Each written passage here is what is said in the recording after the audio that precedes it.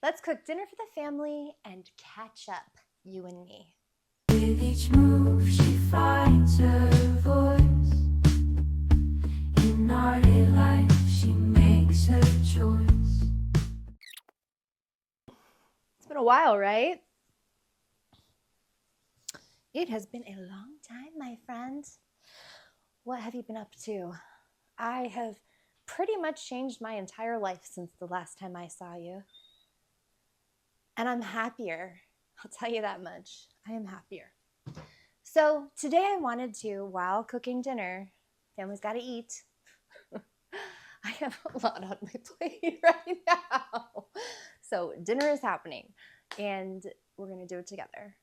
I want to give you a life update as well. I'm going to break it up into 3 parts. Stop, Theo. Come on, you want to say hi? Come here. Oh, puppy, puppy, puppy, puppy, puppy. You got to cook dinner, buddy.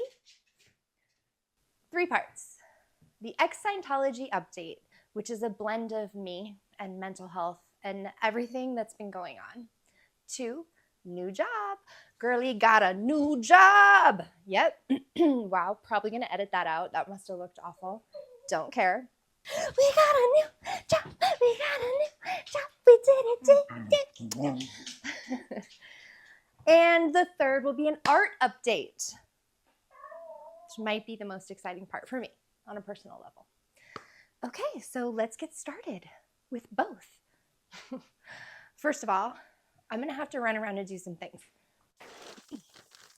We're having shrimp pasta. I came home at lunch and I pulled them out, but they did not defrost enough. Boo. I'm going to grab my other ingredients. Hold on.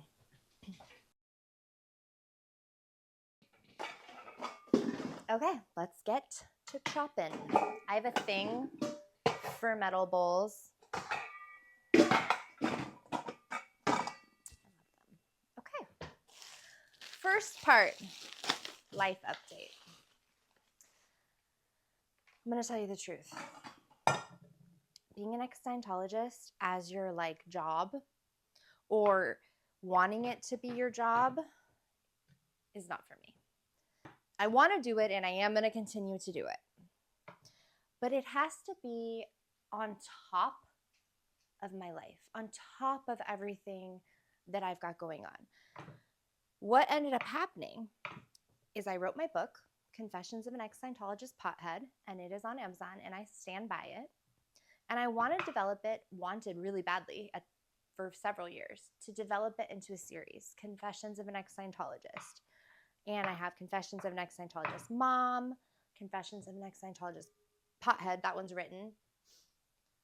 Occultist, Confessions of an Ex-Scientologist Occultist, which I am super down that rabbit hole. And Confessions of an Ex-Scientologist Activist. And who knows, I probably still will do these things. But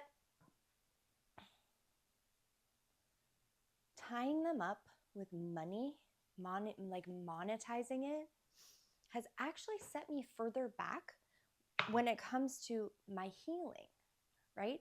And everybody has different priorities. This is not, don't get this twisted. It's not about you, okay? No, I'm just kidding. It's about all of us. And I bet everybody, tale as old as time. You start trying to make money off something you love, and all of a sudden, you don't love it anymore. Well, that's what happened. I was doing branding, sending out a book deal, writing about myself, proposal for a book deal, boiling myself down into this little catchphrase, this little, soundbite. Hi, I'm Liz Gale, your friendly and messy 3rd-generation ex-Scientologist. I've been saying that for years, and actually I kind of missed it. Woo! Holding my back. That did feel kind of good, I'm not going to lie. But I'm more than that, and putting myself into this tiny little box was good for the brand, and it's not untrue. I am a 3rd-generation ex-Scientologist. I am messy, and generally I'm friendly. I'm not here to bring everybody down about it.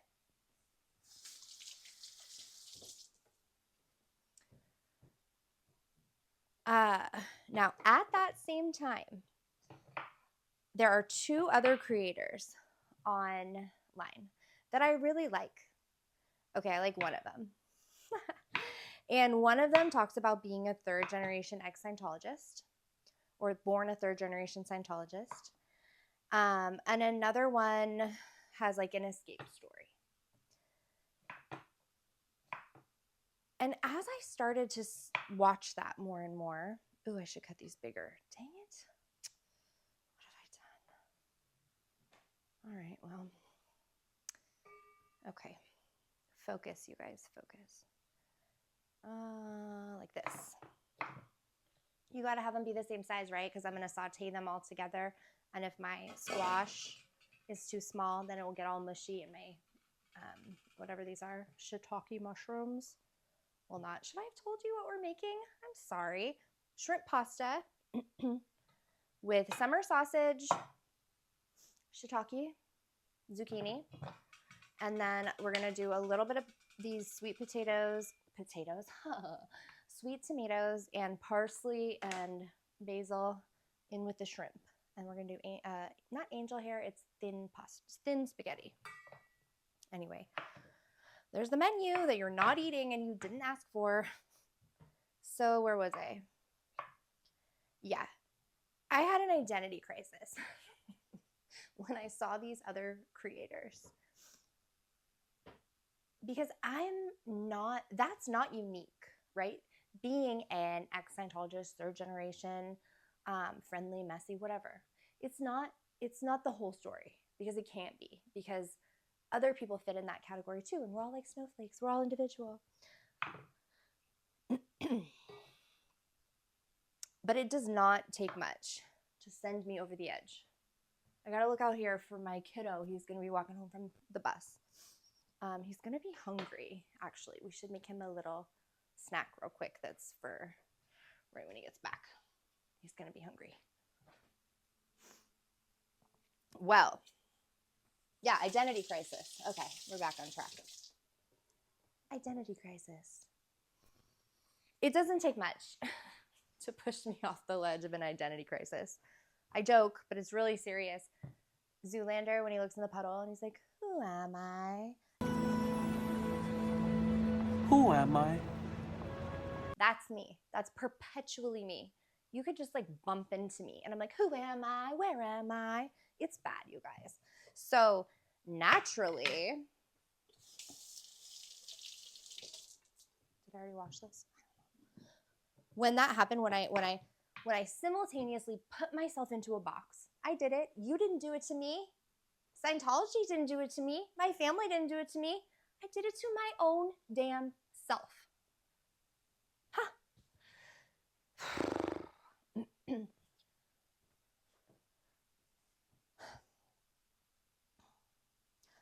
So boiling myself down into this brand of this messy, friendly Scientologist, blah, blah, blah. And then also seeing that mirrored back to me through other people that I do identify with, but I also don't. And knowing that my brand isn't real. It's not it. So that got me thinking, okay? And by thinking, I mean spiraling emotionally out of control. No, I did really well this time, guys. I am a year-old woman, and I didn't spiral. I didn't do that bad, guys. Whew, I made it out. And I didn't blow up my whole life in a negative way. I blew up my life in a positive way. But I also started thinking like, oh, my dog's running outside. What does he know? He knows something I don't know. Huh. Not kid. So I caught myself and I got all, what do I really want? Who am I? And I saw an ad for a job locally here in town. And when I saw it, I thought, I'm going to quit my other job. By the way, you guys, I've always worked. I did medical billing from home for like 7 years, this last 7 years-ish, 6 years. So I've always worked, and subbing places, childcares and schools.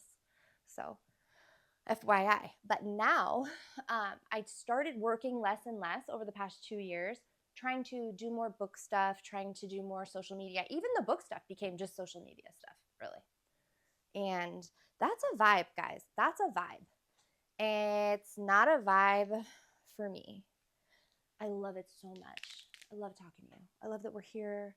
I mean, whatever. This is part of my heart and soul with you. Right? You. This is awesome. I don't want any pressure, any like extra pressure, you know? I want to do what I want to do. And the box checks for me were like, I got to make more money. Whew. Definitely got to make more money. My husband has a great job. He's so wonderful and just has shouldered so much, but like I could be making more money. That's important to me. It keeps, we have a kid in college. We have a 6th grader. Like things are expensive. So making more money. Also, I need to do something good for kids. It's who I am. It's what I need to do to go to sleep at night. Sorry. Not sorry. Why would I be sorry about that? I'm saying sorry, like, sorry, I don't give a shit if you like it or not, or if you think that's stupid. I don't care. For me, that's what I need. So this checks that box. Anyway, so that's, before I tell you all about my new job, I want to just finish by saying that, like,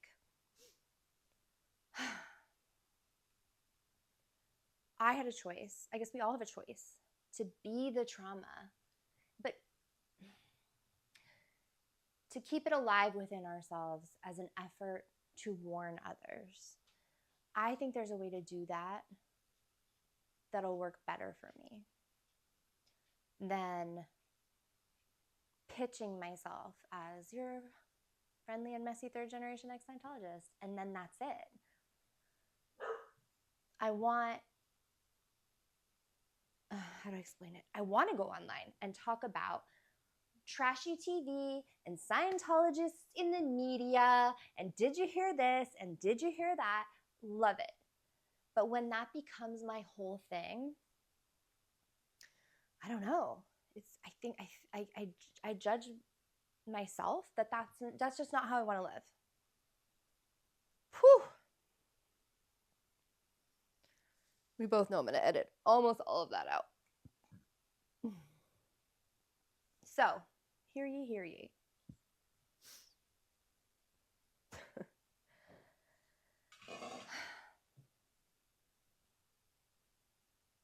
So much of the story is being the victim. I don't want to be the victim. And for me, I'm so much more comfortable talking about the time when I was a victim, when I can completely know that I have built a new life for myself that doesn't revolve around that anymore. That's what I feel like the real win is.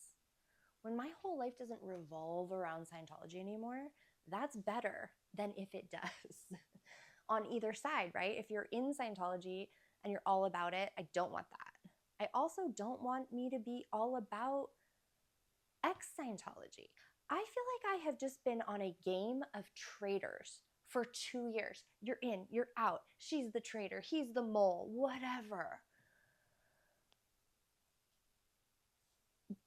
Getting a bunch of traumatized people together is playing with fire. Creating a world in which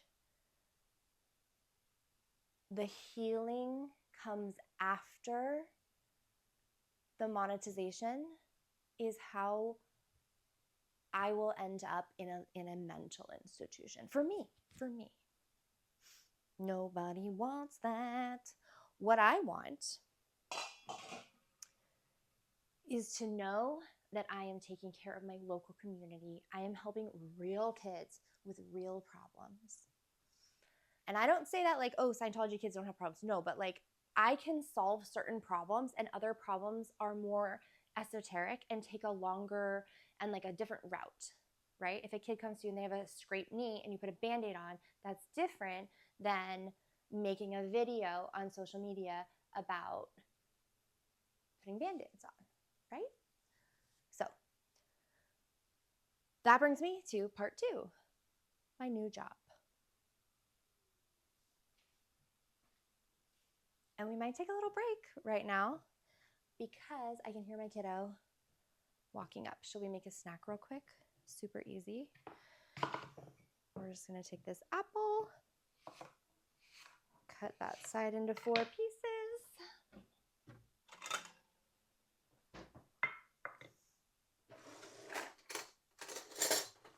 A spoonful of peanut butter.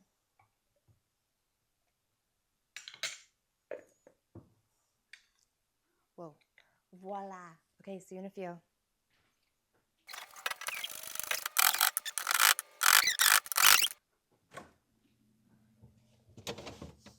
I think I have some ADD happening. I don't know what we were talking about. What were we talking about? What were we saying?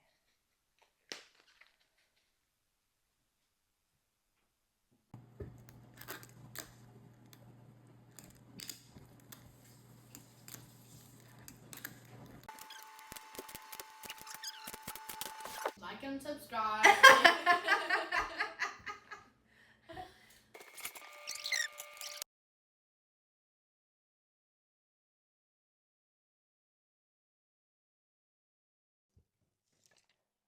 Ta-da! All right, well, oh crap, I forgot a bowl.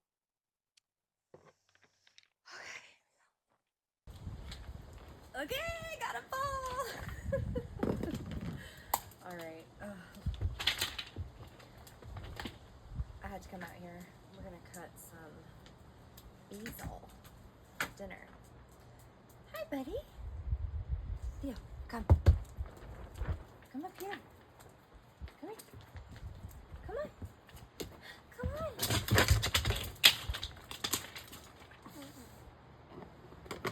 Are you okay?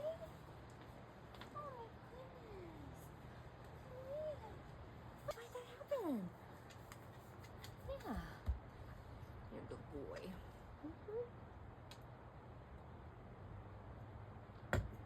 Okay, where were we? Talk about life update, Theo.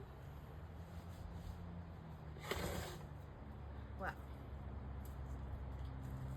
bye. Part 2. Job update. All right, you guys. I saw a job ad at an organization that I wanted to work for. I applied and I did not get the job. That happens, right? However, that same place called me and they said, we didn't hire you for this position, but we have an opening for marketing and events. And do you want to give that a try? Hello. I was like, yes, absolutely. Absolutely. So it checks all my boxes. It's close to town, like it's in my town. I'm not commuting. They are so family oriented, so nice, flexible schedule. There are certain requirements, but flexible schedule. Oh, and hello, the most important thing, my time is directly helping children. It's actually an advocacy group for foster children. And that is so remarkable and amazing. Because you know what? What if Scientology had got caught, and the children were taken out of their homes, taken out of the horrible, horrible conditions that they grew up in. So imagine Child Protective Services storms, 1995 Scientology nurseries full of children covered in flies, feces, dirty diapers, everybody who's 6 years and older, basically manual labor, young children taking care of other children, losing your family time, which was only 1 hour a week, punitive, interrogation, the whole shebang. So what if they had gotten caught and Scientology lost those kids? Those kids were taken into protective custody. Then what would happen? I'll tell you, it's not a picnic. It's not a picnic in the foster care system. And those are kids that are growing up right now. Right now. Right here in my hometown. They go to school with my kids. We probably, run into each other all the time. And those are the kids that this job helps. Thank you. Will you just put the noodles on? Yeah. Yeah, you can do it again. Can I do the other side? Yeah, just do it over the sink. Thank you. How long do the noodles go for? Wait, I don't know, like, how to... Cook noodles. I want the thin spaghetti. I want half the box. Put it in like this, wait for it to get a little soft, and then turn it in with the thing. Yep. Okay. How long? It's on the box. Because the thin is different than the regular. Okay.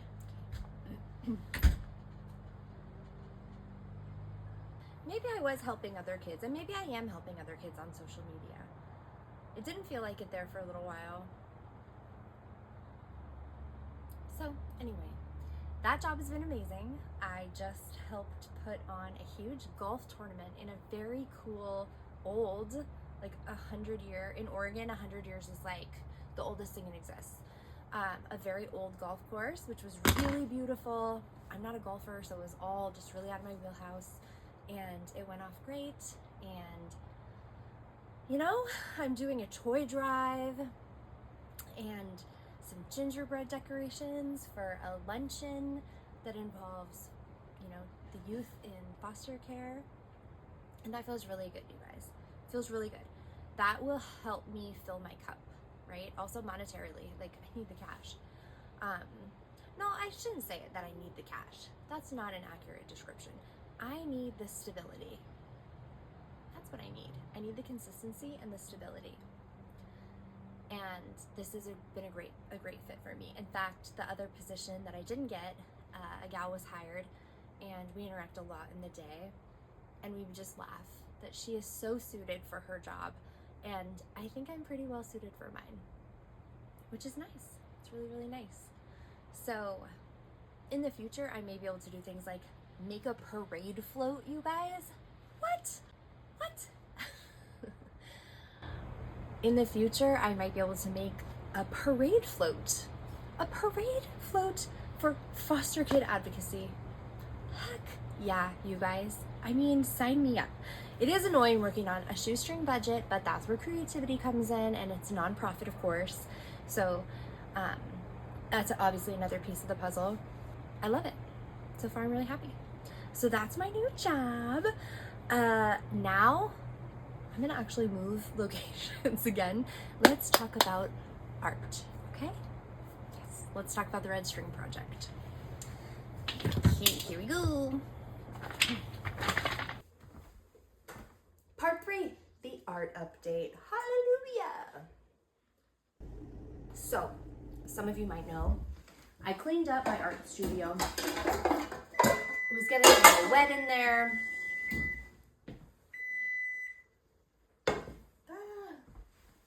I packed up the Pump House art studio. It was a little cold, a little drafty, a little mousy and spidery. And that's fine. But I got everything figured out. I got the cognitive labor of pretty much the entire project done. And I really started to realize that this has to be presented better. The Red String Project has to be presented in a really, not an artsy and crafty way, but more of like a detective-y way, if that makes sense. So we watch a lot of different shows, and whenever there's a detective board, always point it out. Of course, we call it the M word, but it's just the red string. You see them everywhere. I love it. And there's one show in particular. They have the best ones. They look so sleek.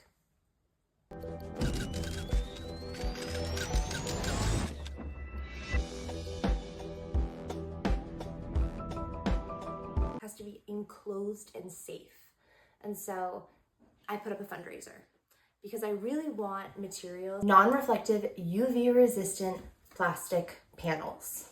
That's what I am going for. So I put up this fundraiser. I didn't really tell anybody, actually. I put one post up on my community tab.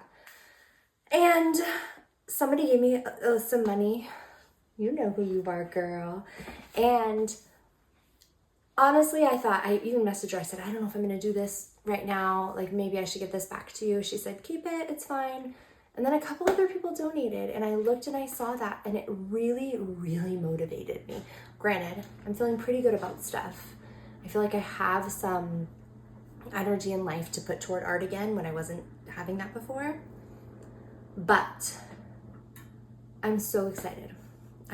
Thank you guys, seriously, because now I'm gonna go do my first board and I'm so excited. I wanna do 12 boards, but they're gonna be 4x4 panels, UV resistant, glare resistant, and they're gonna be light and transportable. And then I can configure them in a totally variety of ways. We can do 9, so 3, 3, 3. We could do long ways, so you walk around a room. I love the flexibility of the 4x4 panels, right? And 4x4 fits anywhere. Fits in the back of a regular car, shipping, moving, so much easier than some of these boards I had are 4x8. You can't put that in anything. You can't take that anywhere. Cork, which is papers flapping in the wind, guys. Oh, what a mess. Anyway.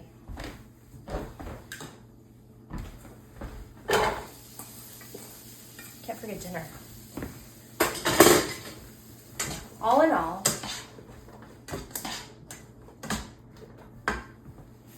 I now have the ability to make at least one, maybe 2 of these boards, the prototype, which is really, really good for me right now. And I think good for everybody because this is gonna make things transportable. This is gonna make the project actually be able to be shown. Maybe even in like a gallery. It takes it from the arts and crafts into the art. And in that arts and crafts zone, like I said, I did the cognitive labor. My plan is to put a little bit of space, like it's gotta be like a picture box kind of, because there's actual documents in there that are thick. It's not one sheet of paper, and some artifacts. So I'm gonna put magnets, in each one. And so then the red string can also be put on magnets and it can actually be like interactive. And depending on how it's laid out, like I said before, 3x3 or in a long row, I then can, customize it. Or I could give presentations and add them as I go without this like push pin. I don't know the last time you really dealt with cork boards and push pins, but it's a little archaic. Containable and stackable. That's the other thing. They need to be stackable. So now we've got probably that thick panels, 4x4, completely perfectly stackable, like those magnetic tiles. Bammo. Done. So I think I have almost $400, which is enough for 2, I think materials for 2, which is amazing. Amazing. Anyway, I'm really excited. If you guys want to contribute, I would appreciate it, of course. I'll put the description in this video, in the description. I'll put a link to it in the description. Or maybe keep an eye on me too. And after we make the first board, maybe that'll be round 2.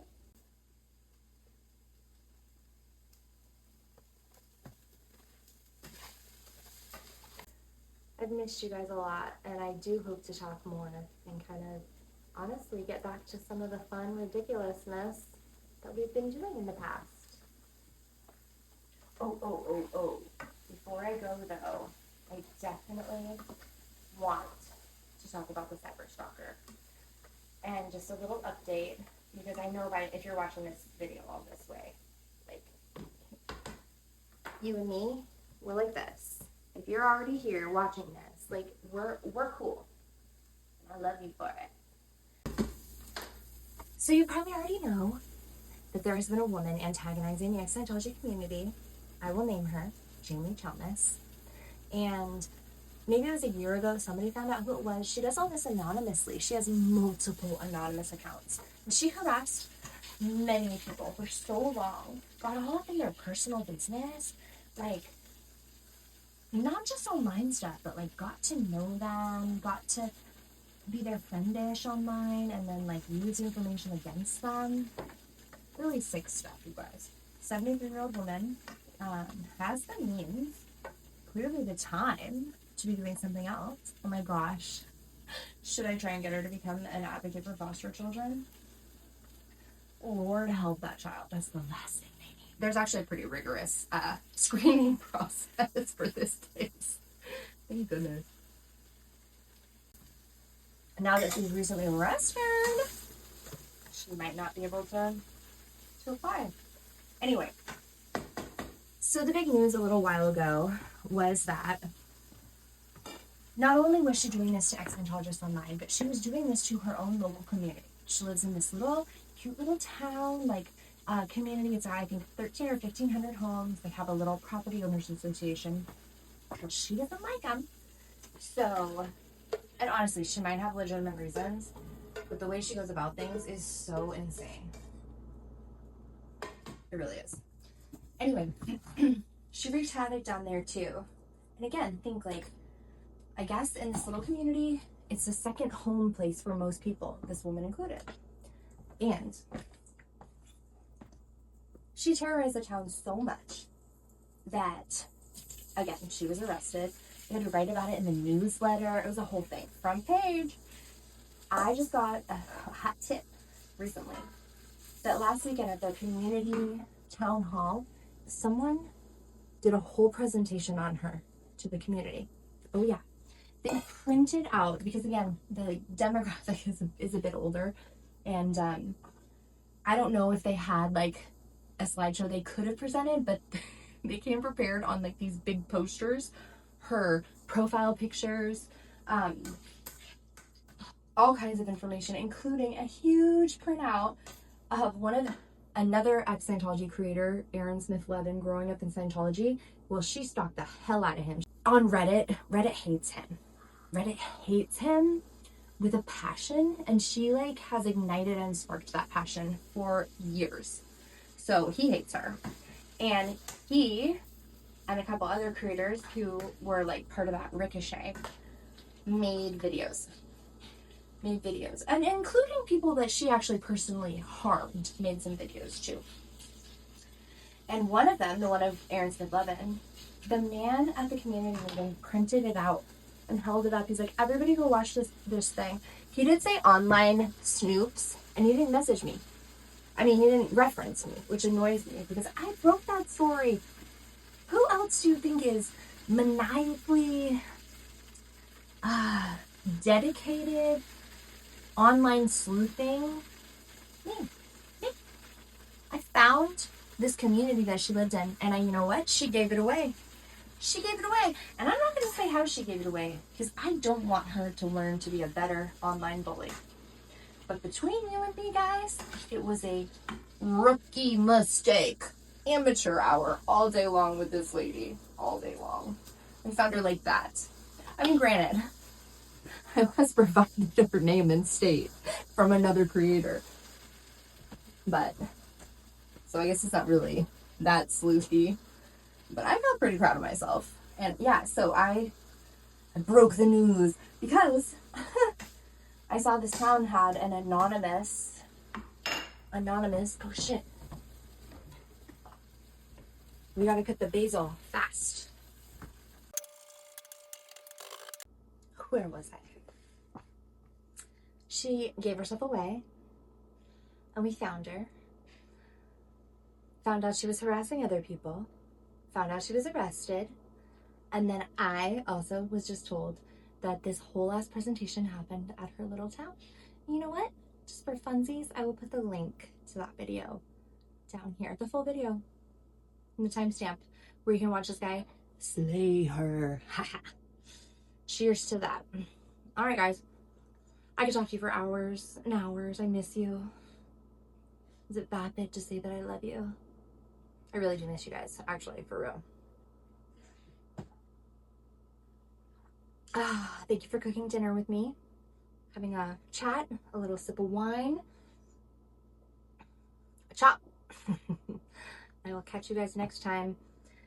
And as always, please give this video a like, a share, a follow, a subscribe, all the things, because I would like to keep in touch with you. I have good things in store. We're gonna go places, guys. We're gonna take this shitty ass Scientology upbringing. We're gonna go out into our little community and we're gonna make a fucking difference.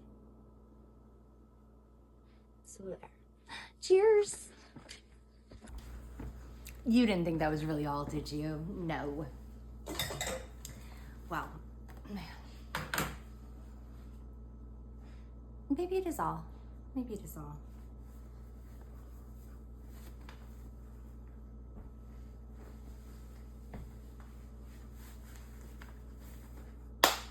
Yeah, that's all. Bye!